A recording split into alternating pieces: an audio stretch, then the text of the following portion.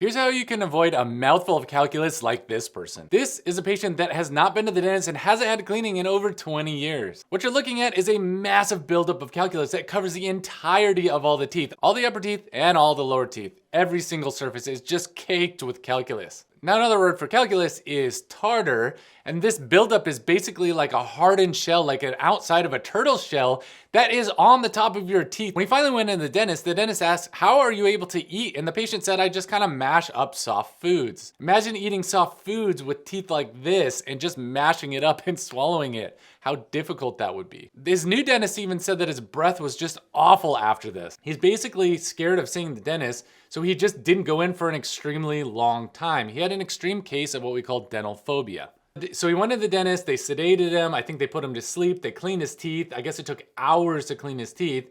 And he was so scared of seeing the dentist that they actually had to put him to sleep to actually do the cleaning. Once they removed the calculus, he then could see the surfaces of his teeth that he hadn't seen in over 20 years. See, what happens if you don't brush your teeth is that you get plaque buildup. Now that plaque buildup turns to hardened tartar, or another word for tartar is calculus. And once you get tartar and calculus, you can't get that off. Only your dentist has tools to get that off. At home, your brush and floss won't do anything to get this off. But if you're scared of this happening to you, you need to go to the dentist and get your teeth cleaned before this actually happens, because once that buildup starts, it just continues until you get to the point where, well, maybe you're gonna be like this guy and you have it all over all the surfaces of all your teeth. Preventing calculus buildup is almost entirely possible for you to do under your own control at home with a toothbrush and floss. So how do you prevent the plaque from building up that eventually turns to calculus? We all know that we must brush and floss our teeth, but here's a trick that'll eliminate the calculus from building up in the first place. One of the keys is knowing the location that is where most of the buildup occurs. The one location in the mouth that most of the calculus builds up is right here. This is a small area that I always see calculus building up first on my patients. In fact,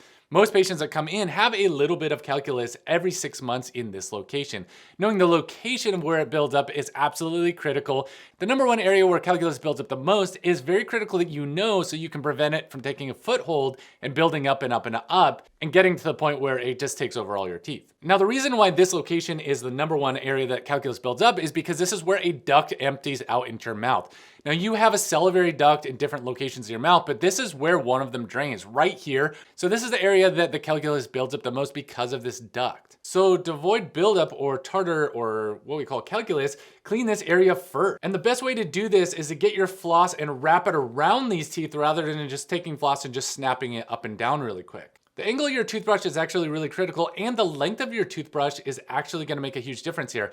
Another trick that I would tell patients to use is use a kid's toothbrush. Use a small-headed toothbrush, one that can actually get back there and do an effective job at brushing. It's very, very difficult to brush here, and also you have that duct entering in, and that is why calculus builds up here so fast. A kid's toothbrush is great to use because it is so small and you can get the head of the toothbrush in there versus an adult toothbrush, which is actually very, very long, and in my opinion, too long to actually get in there and get an effective brushing technique. So let's say you do have a dental phobia so bad that you can't stomach even talking about going to the dentist. Here are two ways to get around this. Number one is to use nitrous or laughing gas. Nitrous oxide is basically laughing gas. It's a little mask we put over your face and you kind of feel very relaxed at the dentist. Most dentists have this machine and it's not actually that expensive to get that procedure done. You're on laughing gas, you get your teeth cleaned, and that gets you over that hump of going into the dentist. Most people are scared to go to the dentist. This is a great way to actually get your foot in the door, literally in the door, so you can go to see your dentist and get over this dental phobia.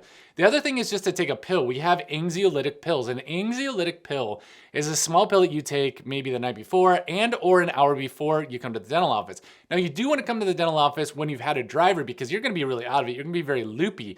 But this is a great way that you can get over your dental fear and get in the door before this happens to your teeth.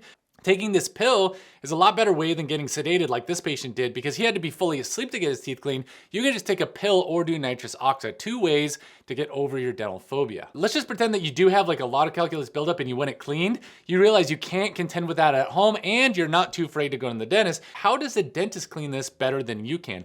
Well, we have an instrument called an ultrasonic machine. The ultrasonic machine is basically a metal tip. It sprays a whole bunch of water and it gives micro vibrations to bust up that calculus. And it's actually very satisfying to watch videos like this of people breaking up calculus pieces and having those chunks just fly everywhere.